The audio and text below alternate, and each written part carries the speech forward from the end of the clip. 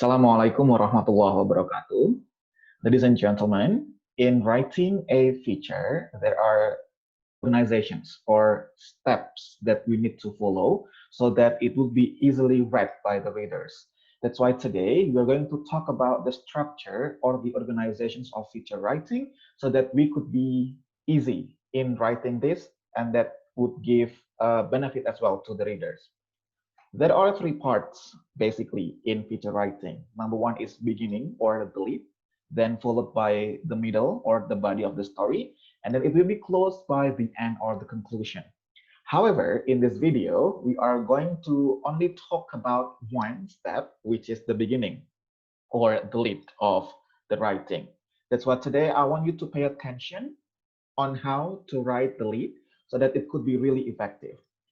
I would say that writing a lead would have a challenge. Why? Because it comes first, right? And then whatever comes first would be really necessary.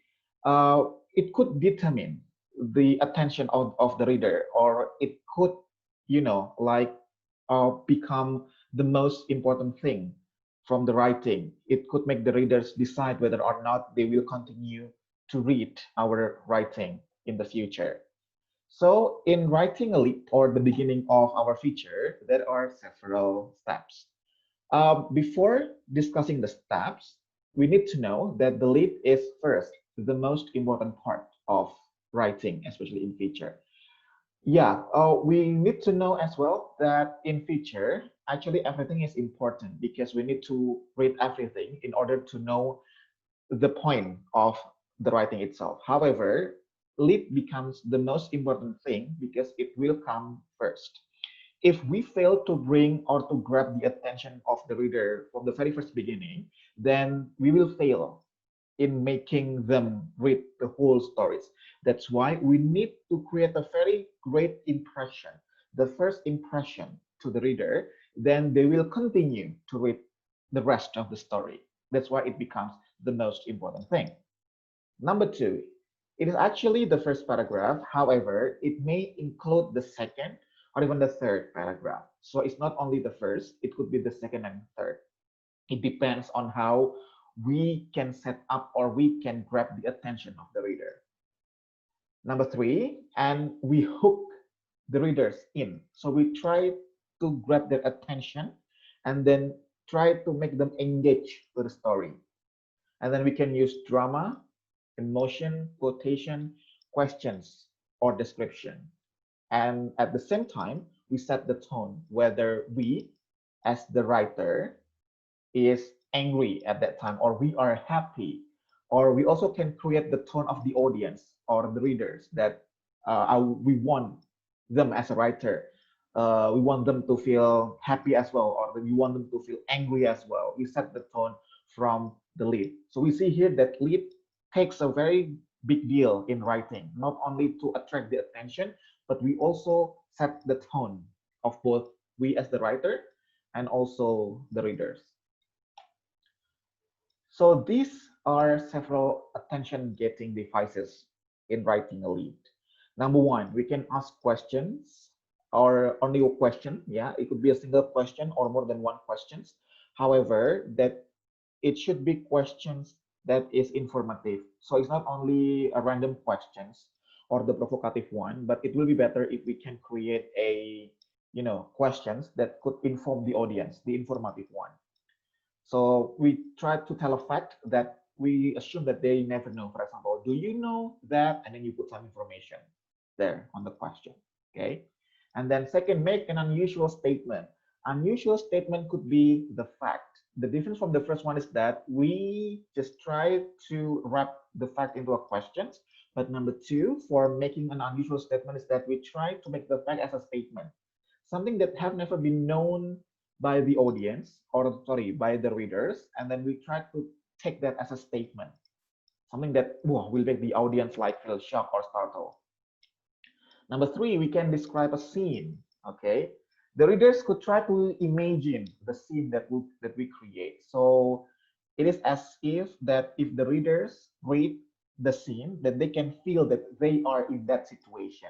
It could be a scene of criminal, or it could be a scene of joy, and many things, right? So we can use that as a, beginning of the lead. And then we can present a conversations, like we have a quotation mark, and then it's as if that someone is talking to another. So like you provide a conversation between one person and another. It could be as well. Then we can also tell a brief story about someone. Okay.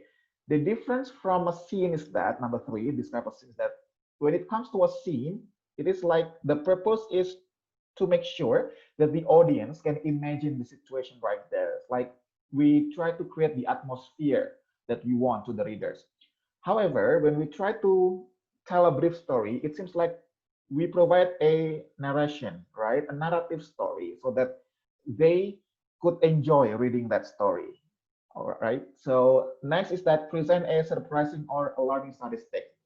So besides, surprising statement as a fact, we also can provide them a statistic to prove about the number or something when you try to tell them about the improvement of abortion, for example, or the improvement of the selling of product by those statistical data. It could be as well. And then last but not least, no, I think it's not the last. Next is that we can refer to an event. It could be historical event or a current event. So we can read a story, and then after that we provide the story in the writing. Okay, that the story that we write is based on the story that we have read before. Next, we can also show a controversy or contradiction. Yeah, so we can show the readers about the controversial things in the status quo, or about the topic that you bring, or about the contradiction.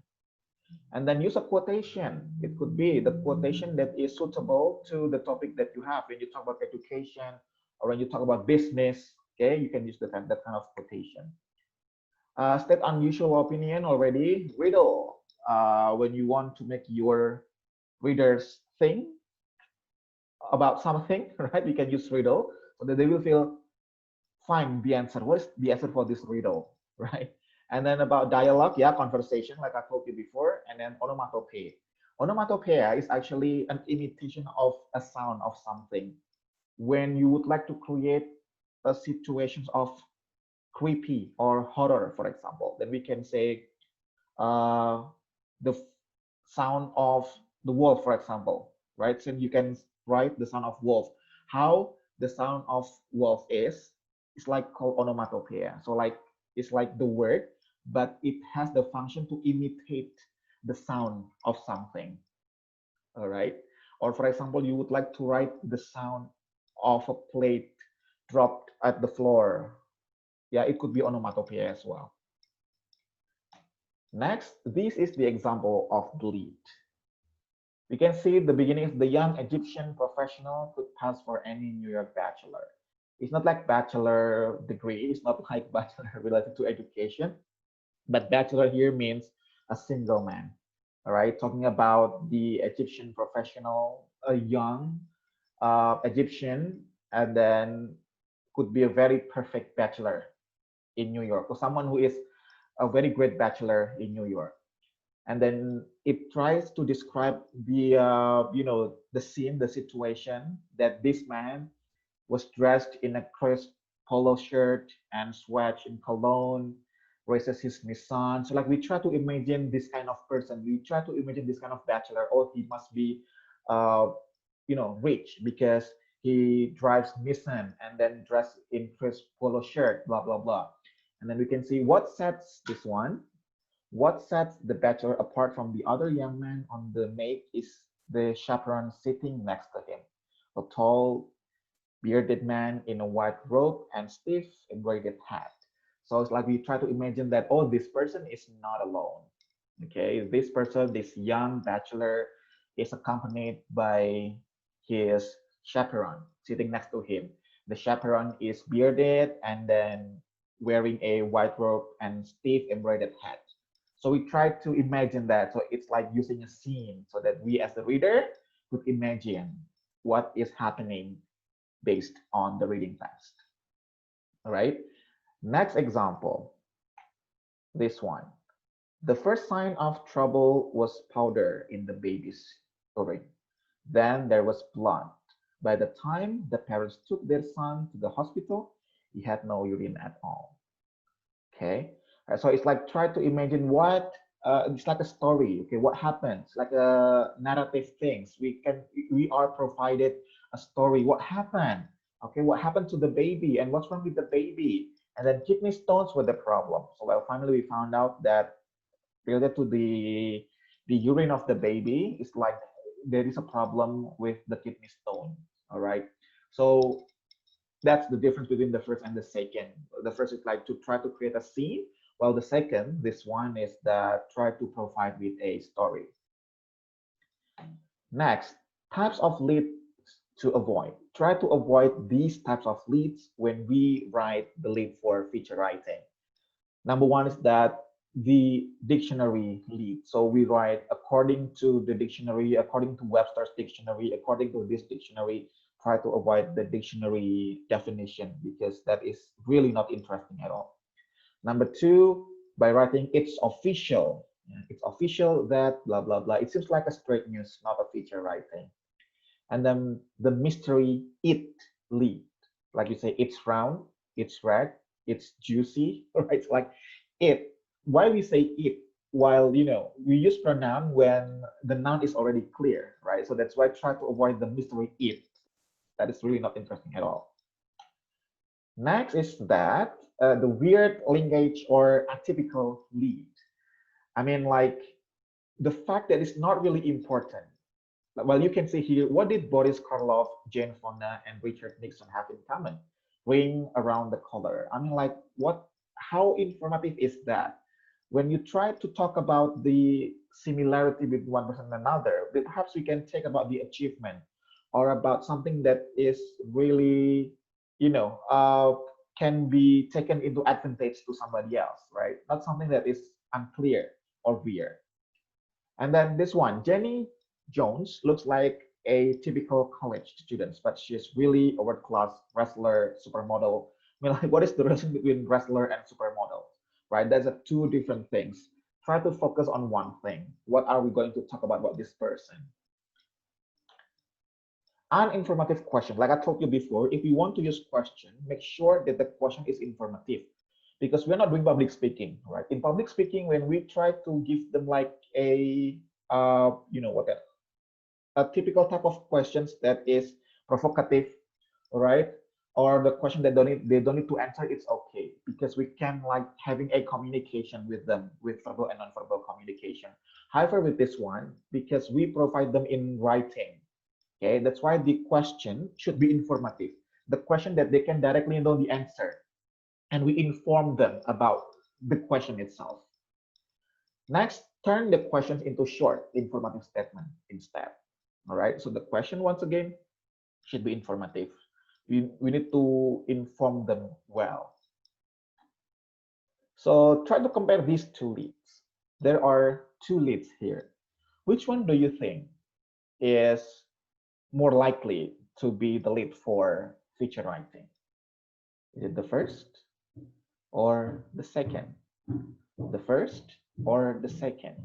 Okay, all right. So if you can see here that the second lead would actually better to be done as a feature writing compared to the first one.